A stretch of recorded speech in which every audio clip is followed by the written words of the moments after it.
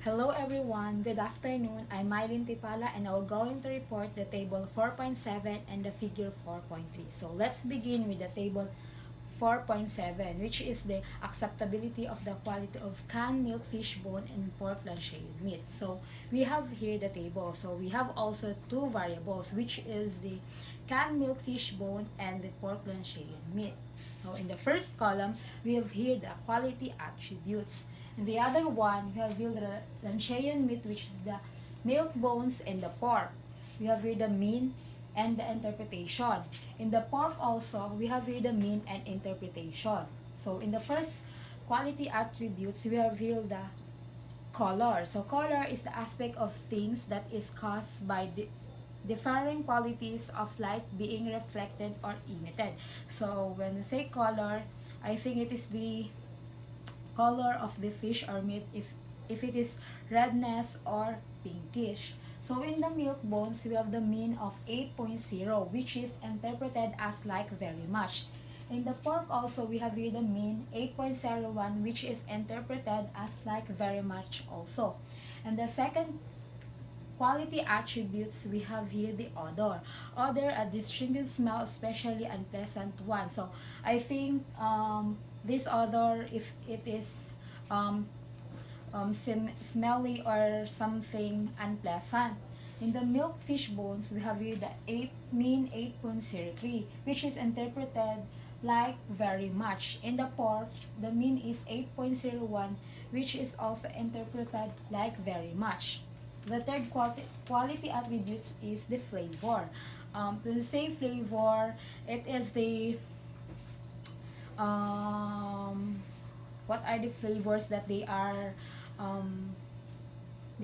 have in the milk fish bone or in the pork Lancian meat. If it is tasty or something good to eat. The milk fish bone mean is 8.7, which is interpreted as like extremely. In the pork, the mean is 8.2 and interpreted as like very much. The fourth quality attributes is the texture. Texture is the feel, appearance, or consistency of a surface or substance. I think it talks about the consistency or appearance of the meat or the fish, if what is look like, or if it is fresh, delicious, or yummy. So we have here the milk bones mean 8.02, which is interpreted as like very much. In the pork, the mean is 8.0 and interpreted as like very much. The last quality attributes is the general acceptability, which is in the milk bones, the mean is 8.03 and interpreted as a like very much. In the pork also, we have here the mean 8.01 and interpreted as like very much. So that's all for the table 4.7. Let's move on to the 4.7 table and let's proceed to the figure 4.3. So in here, we will going to compare and contrast the two variable, which is the canned milk fish bone and the pork Lancian meat through the bar graph. So in here, we have the y-axis. In the y-axis, we have here the mean. And in the x-axis, we have here the quality attributes. So in the mean, in the y-axis, we have here the mean 0, 7.8, 8.0, 8.2, 8.4, 8.6, 8.8, and 9.0. In the x-axis, we have the quality attributes, the color, odor, flavor, texture, and general acceptability. So, in order for us to easily identify if where is the canned milk fish bones and the pork Lancian meat here, we have here the legend. So, as you can see, the rectangle symbolized as the milk fish, and the rectangular that has a line inside is the pork. So in here, we have here the mean of color. In the milk bones, 8.0. So we graph here the 8.0 and the pork is 8.1. So the 8.1 here is between the 8.2 and 8.0. So as you can see, it was graphed correctly. So in the second quality attributes, we have the odor.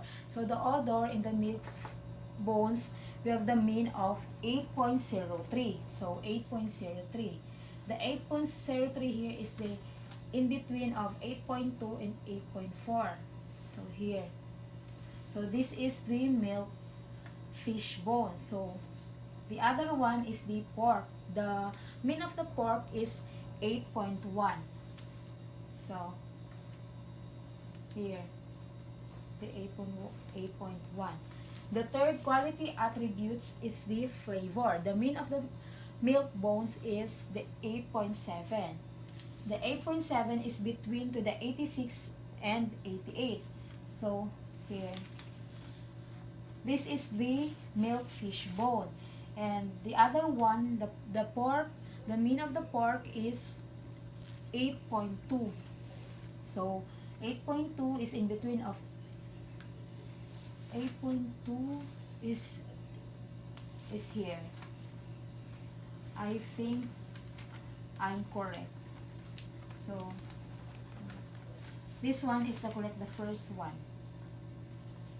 The fourth one is the texture. In the milk bones, we have the mean of 8.02. So this is wrong. And this is the right one, the first one. The pork, the mean of the pork and texture is 8.0. So 8.0.